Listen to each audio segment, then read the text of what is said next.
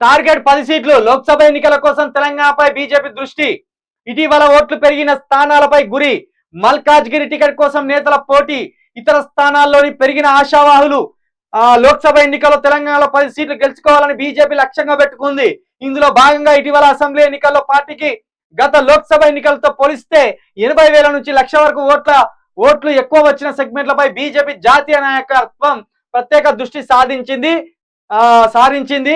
ఈ లెక్కన 10 ఎంపీ స్థానాల్లో గట్టిగా ప్రయత్నాలు చేసి వాటిని కైవసం చేసుకోవాలని నిర్ణయించింది. దయచేసి నేను మరొక్క మారు మీ అందరికీ తెలంగాణ ప్రజలకు చేతులు ఎత్తి మొక్కుతున్నా, బీజేపీని ఇటు వంక రానియకుండా చేయండి, ఇటు వెనకాల రానియకుండా చేయరు. బీజేపీని దయచేసి చేయండి. అసలు ఎంత భయంకరం అంటే వీళ్ళు 19 స్థానాలలో సెకండ్ ప్లేస్లోకి వచ్చిన తెలంగాణలో వీళ్ళు.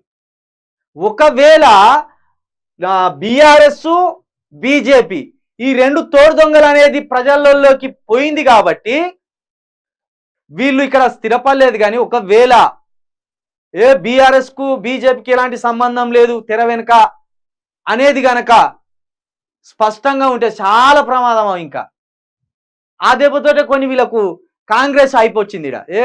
బీజేపీను బీఆర్ఎస్ ఒక్కటేనా దాన్ని కూడా కేసీఆర్ తిప్పికొట్టలేదా? మేము ఒకటి ఎందుకు అవుతాం రా, వాళ్ళు వేరే మేము వేరే. మా బిడ్డ ఏ అవినీతి చేయలేదు కాబట్టి, కవిత ఏ అవినీతి చేయలేదు కాబట్టి బీజేపీ ప్రభుత్వం పీకలేకపోయింది. మేము నిజాయితీగా ఉన్నామని చెప్పుకోవడంలో బీఆర్ఎస్ ఈ విషయంలో కూడా విఫలమైంది. దీన్ని ప్రజలు బాగా నమ్మిళ్ళు.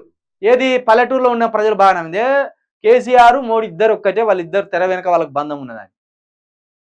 కాబట్టి ఇక్కడ ఏం అర్థం చేసుకోవాలి మనము, బీజేపీని రానియద్దు దయచేసి. ఇంకోటి ఏంటంటే టీఆర్ఎస్ నుండి ఓడిపోయిన ఎమ్మెల్యేలు మళ్ళా ఎంపీలుగా రాబోతున్నారు.